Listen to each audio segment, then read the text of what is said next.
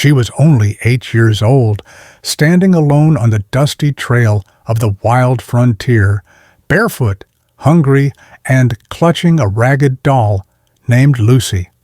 Her stepmother had driven off without a glance back, leaving her in the middle of nowhere, with nothing but wind and sky. But high on the ridge above, a man was watching. Clint Redding, the wealthiest cowboy in 3 counties and the loneliest soul in Wyoming, hadn't heard the word Papa in 10 years. And in that moment, something in his heart stirred, because that little girl didn't just need saving, she needed a home. This is a story about a child left behind. The western wind howled like a ghost, kicking up red dust around the small figure standing frozen on the trail. Annie Jo Tucker, just 8 years old, barefoot, her dress torn and stiff with old dirt, clutched a ragged doll named Lucy, as if it were the last thread of love holding her to this world. The wagon had just rattled off, its wheel marks still pressed deep into the cracked earth. On the driver's bench sat a woman with tight lips and colder eyes, Evelyn Crow, who didn't even glance back. "This is where you get off," she said flatly. "I tried, but I don't owe you a thing." There was a tremble in her voice, though she buried it fast. Perhaps even Evelyn, in some far corner of her soul, knew what she was doing was wrong, but she did it anyway. No blanket, no food, no water, just the burning sky, and a little girl shrinking into the heat waves. Annie didn't cry. She was used to yelling, used to the gnaw of hunger, to sleeping on floors that smelled like old hay, to being seen only when something needed scrubbing. She could still hear Evelyn's voice, sharp as wire. "You're not mine. I'm not wasting another crust on you." Last night, she'd washed the wagon floor with a rag soaked in freezing water, her hands cracked and red. That morning, she'd reached for a biscuit and got slapped on the wrist. But there had been one flicker of light, a memory of her real mama, singing low under a cottonwood tree, brushing Annie's hair while whispering, "You're my brave girl. Even when I'm gone, don't you let the world take your light." That light felt far away now, but somehow it still burned, because this time wasn't just about going hungry. This time she wasn't just unloved. She was discarded. High above, on a sun-scorched ridge, a lone rider sat motionless on his horse. He had seen cattle massacred by wolves. He'd buried friends after bad poker nights turned bloody. But this was the kind of sight that made a man's chest twist. Clint Redding, the loneliest cowboy in these parts, a man who only spoke to his horse and his cattle, felt something stir deep inside his weathered rib cage. A child should never be tossed aside like broken tack. And a real man doesn't sit still while that happens, not on his watch. Clint Redding lowered the spyglass slowly, his weathered face drawn in a frown. He'd seen wolves rip calves from their mothers. He'd seen men bleed out in the dirt over a crooked card game. He'd buried brothers on land, too hard to dig. But nothing hit him like the image of that little girl standing alone, motionless in the swirling dust. She looked like she belonged to the wind now. He clicked his tongue softly. His horse turned without a word. Each hoofbeat echoed like a drum inside his chest. What kind of woman leaves a child behind like that? Not even a dog deserves that kind of ending. His hands, used to the cold steel of rifles and reins, clenched around something far more dangerous now, a rising fury, and something older, softer, compassion he thought he'd buried 10 years ago. As he rode down the slope, the girl spotted him. She turned quick, eyes sharp, clutching her rag doll to her chest like a shield carved from rags and hope. Clint stopped a few feet away. He raised one hand slowly, as if approaching a wild creature that might bolt at the wrong breath, and tipped his hat. "Afternoon, miss," he said, voice low and easy, like spring water in a dry gulch. "You seem a bit far from home." The girl didn't speak right away. She didn't flinch, didn't look scared. She just looked tired, and older than her bones had any right to be. "I don't have a home," she said, flat as dried dirt. "Not anymore." Clint's throat tightened. He'd seen that look before, in his own mirror after Caroline passed, a look that said, "The world forgot me, so I stopped waiting." "What's your name, little lady?" "Annie Jo Tucker, and this is Lucy." She held up the doll, its seams fraying, one button eye missing, but still loved. Clint dismounted. Dust curled around his boots like memory.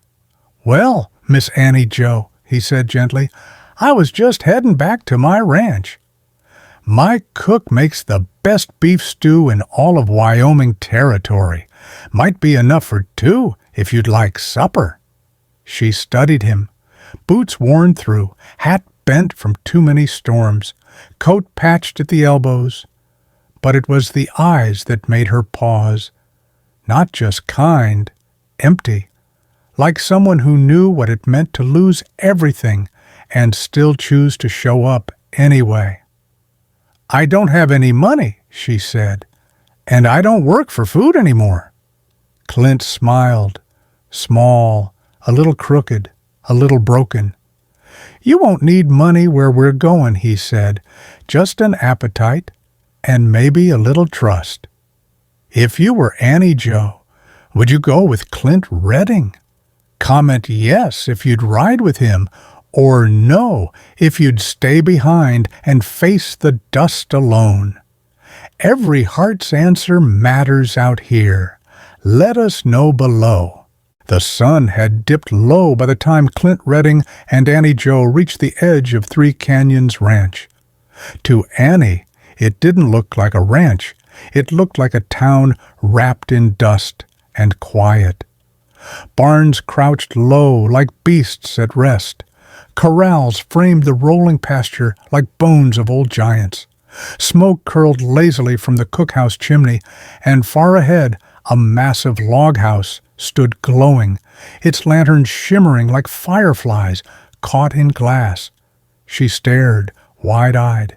The house was impossibly big, like something out of a fairy tale she never got to finish reading.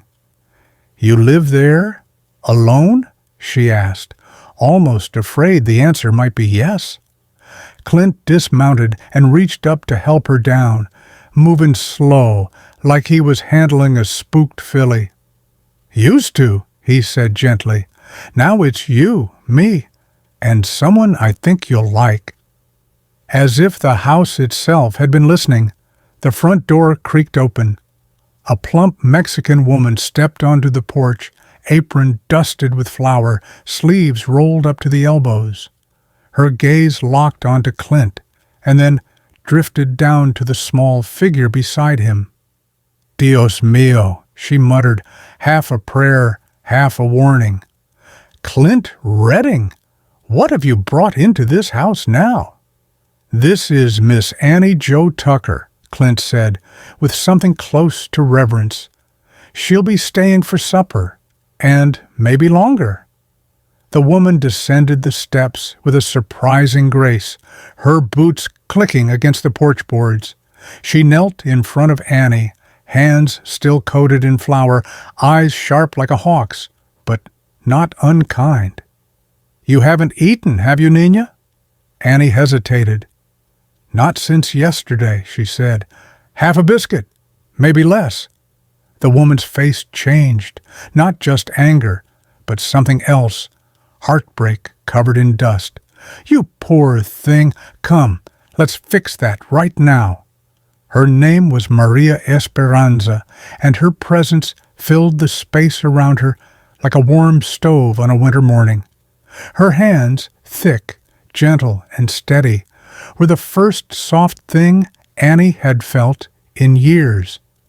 As they walked toward the house, Maria whispered something in Spanish, a word Annie didn't understand but felt deep in her chest, something like bendita, blessed.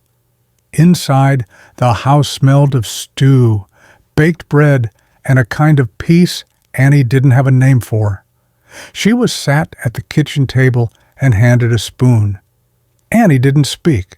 She didn't smile, but she ate. 2 full bowls, slowly, carefully, like someone who had learned not to trust that food would always be there, like someone who expected the kindness to disappear before the meal was over. As Maria wiped Annie's chin and refilled her cup, Clint stood back and watched, hat in hand. He didn't speak either, but something inside him loosened. Later, Annie found herself curled up on a sofa by the fireplace. Lucy the doll tucked beneath her chin. Her eyelids fluttered. She tried to stay awake, tried not to feel safe, but the warmth, the quiet crackle of wood, and the smell of cinnamon in the air pulled her under. Clint still stood near the fire, unsure if he should stay or walk away. Maria came beside him, wiping her hands on her apron. Her voice, this time, was almost a whisper. "She's staying, isn't she?" Clint's eyes stayed on a child. "I can't send her back out there," he said hoarsely. "She's seen more than a child ever should." Maria looked at Annie for a long moment. Her expression softened into something maternal, ancient, and unshakable. "She's not just staying," she said, her voice certain. "She's meant to be here." Clint nodded, barely, and that was all that needed saying. The next morning, Annie Jo Tucker woke in a bed so soft it felt almost sinful. A handmade quilt wrapped around her like a hug. Bluebirds and wildflowers danced in the stitching, some a little crooked, as if sewn by someone learning love 1 stitch at a time. For a long moment, she didn't know where she was. Her fingers clutched the blanket like it might vanish with the light. Then the scent of fresh bread, warm and yeasty. A knock at the door, gentle as a lullaby. Maria entered, apron tied, hair pinned back, smile soft and proud on her lined face. "Buenos dias, Nina. You slept like a rock." Annie blinked. I thought it was a dream." Maria laid out a clean calico dress, soft leather shoes, and a blue ribbon. "This is yours now," she said. "So is this room. So is this house, if you want it." Annie didn't know what to say, so she nodded. At breakfast, Clint Redding sat stiff at the table, looking more like a nervous guest than a ranch owner. Hot cakes steamed on his plate, coffee untouched. "You look mighty proper this morning," he said, then added awkwardly, "Blue suits you." I can help with dishes," Annie offered shyly. "Well, you could," Clint replied, "but I reckon a young lady ought to learn to read before she learns to scrub." "Read?" she echoed, like the word was made of gold. Clint nodded. "If you'd like, I could teach you, and maybe how to ride Juniper proper next time." Her eyes lit up like sunrise. "Yes, please," and just like that, a new kind of morning began for them both. Days passed. Lessons turned into laughter. Clint read stories by the fire, tales of fierce girls who tamed storms, not waited to be rescued. Maria taught her how to braid rope, care for the chickens, knead dough until it sang between her fingers. At night, the house glowed, not just with lanterns, but with something it hadn't held in years, hope. One evening, after a warm supper, Maria tucked Annie into bed and whispered a prayer in Spanish. The little girl looked up at Clint standing in the doorway. "Can I ask you something?" "Of course, sweetheart." "If I wanted to, could I call you Papa?" Time stopped. The fire crackled in the hearth. The wind sighed through the eaves, and Clint's breath caught like a branch in a river bend. His heart, once calloused like boot leather, split wide open. "I'd be honored," he said, barely a whisper. Annie smiled, a real smile, one full of light and safety. She snuggled deeper into her quilt. "Good night, Papa." And Clint, he didn't move. He just stood there, hand on the doorway, watching her sleep like a prayer he never dared to ask. And for the first time in 10 years, he cried. But peace never stays long on the frontier. 3 nights later, Juniper reared in the barn. The dogs barked wild. The wind smelled like whiskey and gun oil. Clint stepped onto the porch, rifle in hand, and froze. A wagon rolled into the yard, its wheels whispering menace. From it stepped a tall man in a black coat, hat low, face shadowed, and behind him, Evelyn Crow. But this time, she wasn't alone. At her side stood a territorial lawman, coat starched, expression unreadable. Strapped to his saddle, a sealed court order. The law had come for Annie Jo Tucker, and Clint was not ready to let her go. The knock came just before midnight. 3 sharp raps against the heavy oak door. Not frantic, not fearful, deliberate, like someone who knew they weren't here to ask. Clint Redding was already awake. Sleep hadn't come easy these days, not with the wind shifting like it carried bad news. Maria had sensed it too. She'd baked bread without humming. That was how Clint knew. He opened the door slow, and there she was, Evelyn Crow, draped in furs that didn't belong to her, painted lips, shaken fingers, eyes that tried too hard to look sure, and beside her, Virgil Slade, the kind of man you don't let walk behind you. Shoulders like a barn door, skin weathered, a scent of old whiskey and dried blood clinging to him like second skin. 2 more men hovered in the dark, close to their holsters. "Evening, Clint," Virgil said, grinning like a fox in a henhouse. "We've come for the girl." Clint didn't flinch. "She's not yours." Evelyn stepped forward, voice brittle. "She's my late husband's stepchild, and I'm married to him now. The court says she belongs with us." Clint's jaw worked. "You left her to die in the dust." Virgil chuckled, slow and ugly. He pulled a folded paper from his coat. "Not according to this here. Judge Claiborne, Colorado Territory, says I'm her guardian now." Clint took the paper, didn't read it, didn't need to. It stank of cheap cigars and backroom threats. Then a voice behind him, small, brave. "I won't go." Annie Jo Tucker, barefoot in the hall, holding Lucy, the doll, like a knight holds a shield. "This is my home." Evelyn looked at her, and for the briefest moment, just a flicker, her mask cracked. Not anger, not venom, but fear or guilt. "You don't get to choose," she said, voice quivering at the edges. "You're just a child." Annie's hands clenched, her voice rose. "You burned me. You made me clean until my skin bled. You said I was nothing." Virgil sneered. "You need to learn your place again, girl." He stepped forward, but Clint moved faster. In a blink, Virgil was flat on the porch.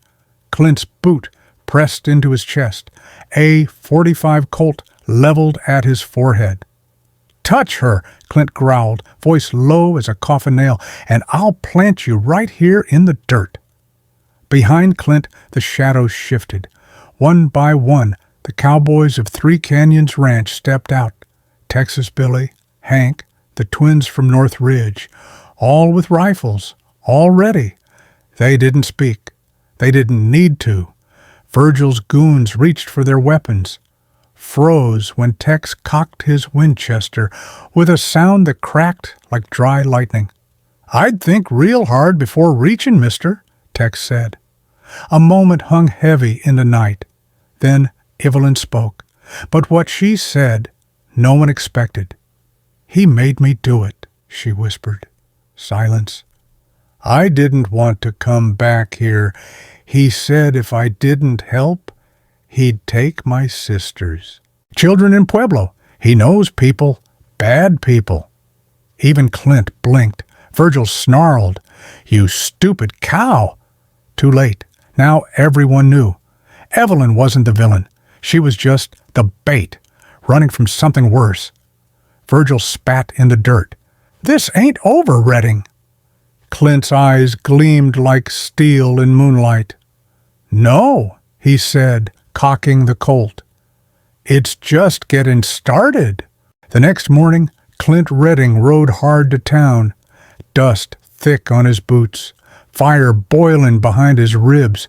He wasn't a man made for courthouses. He believed in calloused handshakes, in whiskey-stained truths, in six-shooters, solving what words never could. But that morning, with Annie's voice still echoing, "This is my home," he knew fists weren't enough. Not this time. He passed the old cemetery at the edge of town. For a moment, he stopped, dismounted, kneeled before a simple wooden cross barely held together by time and weather. The name was fading. Caroline Redding. He removed his hat, let the silence speak, pulled a crumpled letter from his coat, creased 100 times, but never read aloud. "If you're reading this, Clint, I hope you've stopped blaming yourself. Love's not something you lose forever. It waits, sometimes in strange places. Don't close up. The world still needs your heart." He swallowed hard, then rose, grit in his step. At the courthouse, Judge Amos Langley rocked lazily, watching the wind chew at the porch steps. Clint didn't wait for pleasantries. He stormed up, shoved the court order into the man's hands. Langley squinted, spat into the dirt. "Forged. Slick job, though. Could fool most judges from Cheyenne to Denver."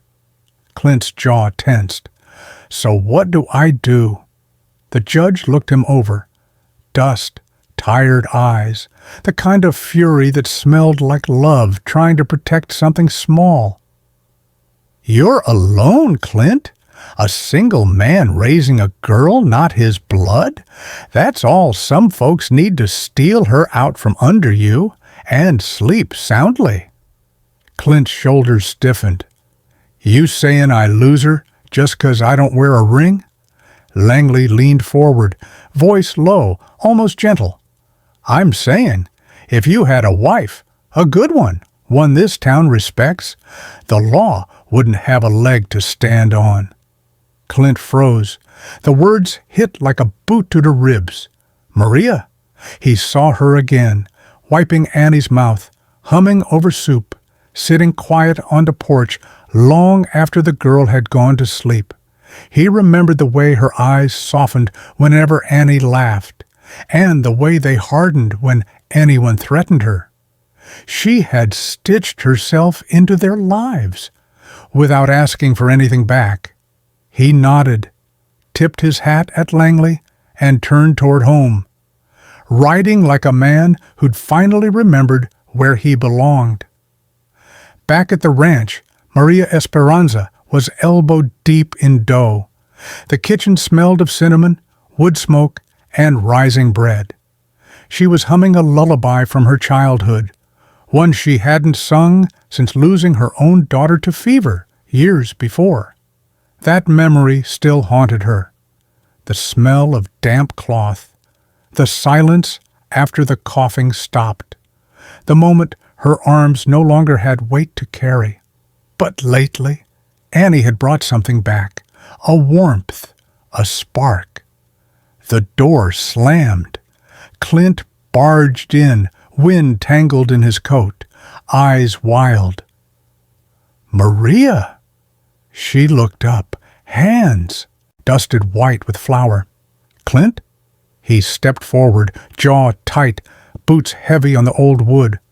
I need to ask you something, and I ain't dressing it up. He paused, then said the words like drawing a gun, sudden, raw, and true. I need to marry you. Silence. Maria didn't gasp, didn't blink. She just looked at him, long and clear, like a woman who'd already survived worse than surprises. For Annie? She asked softly. No, Clint replied, voice steady now.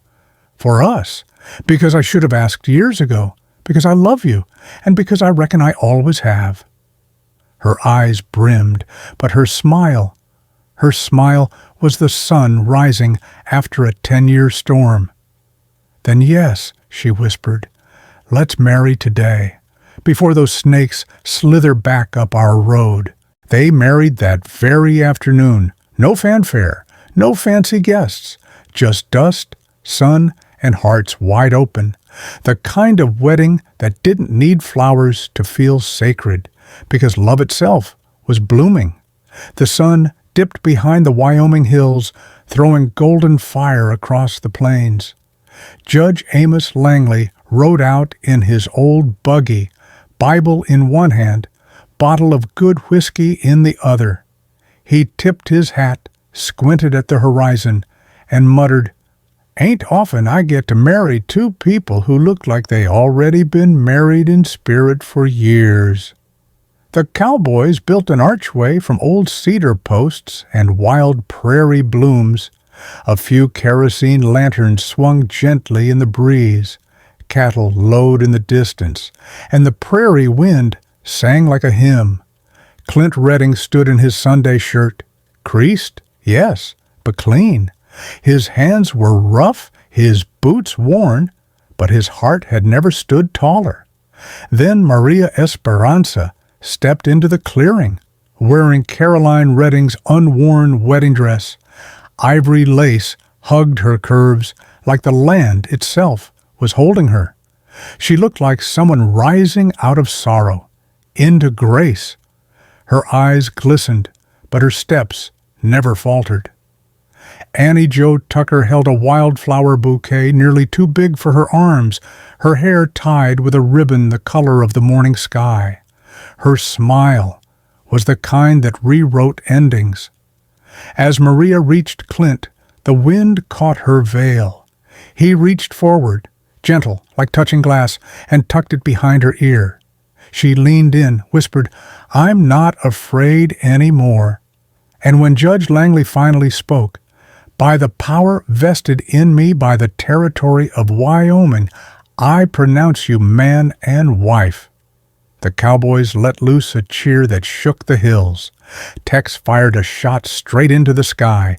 Pete wheezed out a version of Shenandoah on his harmonica, barely on key.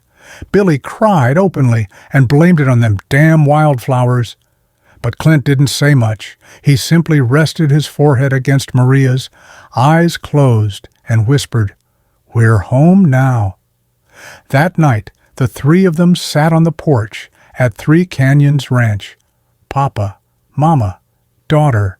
No more pretending, no more waiting. Just the quiet truth of family carved into the stars.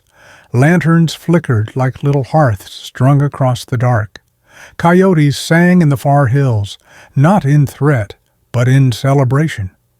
The wind rustled through tall grass like a lullaby. Annie curled between them, her cheek against Clint's shoulder. Tell me again, she whispered, how it all started.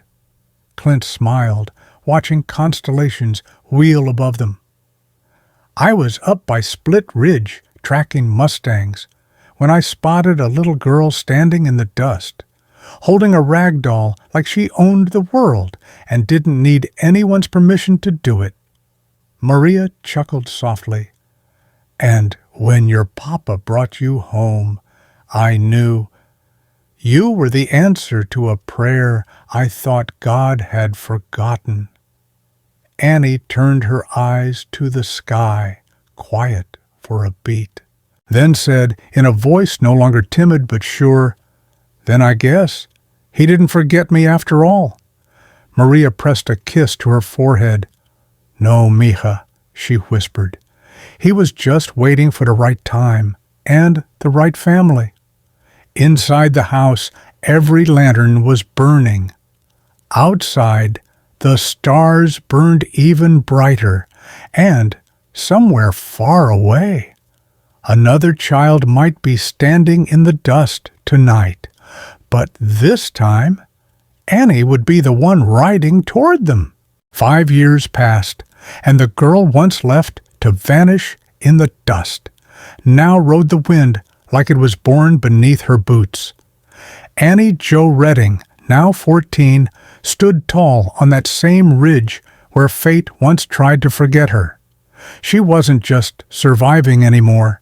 She was blooming like wildflowers after a long drought. She rode like thunder across the plains. She wrangled cattle with hands scarred by hard-earned respect.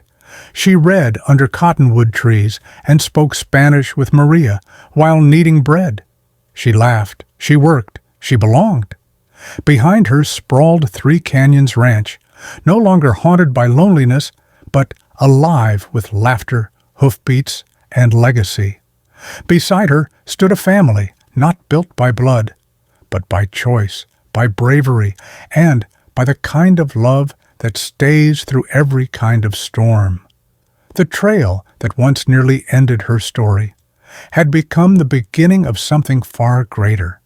But Annie had a dream of her own, not just to ride or read or grow tall as the cottonwoods, but to build a new kind of home, a haven for children like her, for the quiet girls holding broken dolls, for the boys who had slept in barns and spoken to no one for days, for the ones the world called forgotten, because once someone had looked down from a sunlit ridge and stopped for her. Someone had offered a hand, not a handout, had seen her, not as a burden, but as a beginning. Now, Annie Jo Redding was ready to become that someone for others, because out here in the West, dust doesn't mean the end. Sometimes it's just where a legacy begins. 3 deep takeaway messages. 1. Family isn't always who you're born to. It's who chooses to love you, protect you, and fight for you. Blood ties may connect us by nature. But true kinship, that's forged in fire, tested by storms, and sealed in everyday acts of kindness. Clint didn't owe Annie anything, but he gave her everything, simply because he chose to stay. Family isn't always about who made you. Sometimes it's about who saved you. 2. One act of kindness can change an entire life. Clint didn't rescue Annie with money, power, or promises. He did it with a bowl of stew, a porch light left on, a voice that said, "You're safe now." What seems small to us can feel like the whole world to someone else. And from that one act, a new story was born. 3. Even when you feel abandoned, there's someone out there riding toward you. Don't lose hope. The trail is long, the nights get cold. But out beyond the dust, someone's looking. Someone's riding. Someone believes you're worth finding, even when you don't. Hold on, because sometimes the darkest mile is right before the miracle. A note to our cowboy family. Which moment in Annie's story touched you most? Drop a comment, a thought, or even a GIF. We read every single one. This ain't just a story. It's a circle round the fire. Know someone who needs this story today? Tag them. Share it, because you might be the Clint Redding in someone's life. Thank you for riding with us. From dusty trails to starlit porches, from wild Mustangs to whispered prayers. You're part of this story now. Subscribe, comment, and ride with us again next week at Cowboy Trail Stories, where legends ride eternal. And the West never says goodbye.